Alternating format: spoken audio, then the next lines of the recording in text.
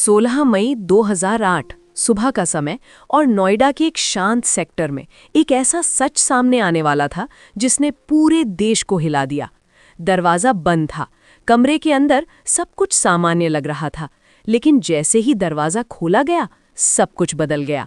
14 साल की आरुषि तलवार अपने ही कमरे में मृत पाई गई।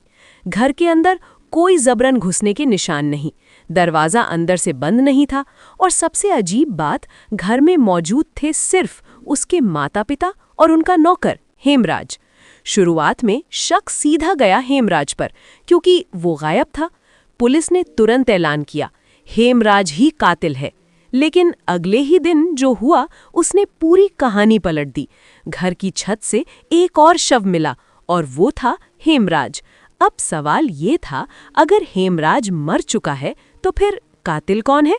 पूरा मामला अब एक रहस्य बन चुका था। जांच शुरू हुई, हर चीज को बारीकी से देखा गया, लेकिन जितना सच सामने आता ही मामला उलझता चला गया।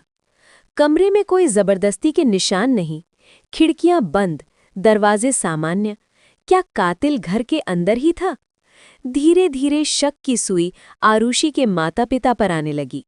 मीडिया में खबरें फैलने लगी, अफवाहें, कहानियां और आरोप। कहा गया कि ये एक ऑनर किलिंग हो सकता है, लेकिन क्या सच में ऐसा था? कोई ठोस सबूत नहीं, कोई साफ कहानी नहीं, बस सवाल ही सवाल। सीबीआई ने केस अपने हाथ में लिया। नई जांच शुरू हुई, नई थ्योरी सामने आई। पहली टीम ने कहा माता पिता दोषी हो सकते हैं। दूसरी टीम आई और उन्होंने कहा पुख्ता सबूत नहीं है। अब मामला और उलझ गया। दो अलग अलग जांच, दो अलग नतीजे। कोर्ट में केस चला, लंबी सुनवाई हुई, सबूतों को बार बार परखा गया। 2013 में कोर्ट ने फैसला सुनाया और आरुषि के माता पिता को दोषी ठहराया। लेकिन कहानी यहीं खत्म नहीं हुई। 2017 में हाईकोर्ट ने कहा सबूत पर्याप्त नहीं है और उन्हें बरी कर दिया गया। अब ये केस बन चुका था भारत के सबसे रहस्यमय केस में से एक। आज भी कोई नहीं जानता उस रात उस घर में आखिर हुआ क्या था।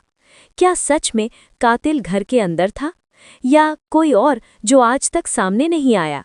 कुछ सवाल कभी जवाब नहीं देते और कुछ सच्चाई हमेशा अंधेरे में ही रह जाती है। आरुषि तलवार केस एक ऐसा सच जो आज भी अधूरा है।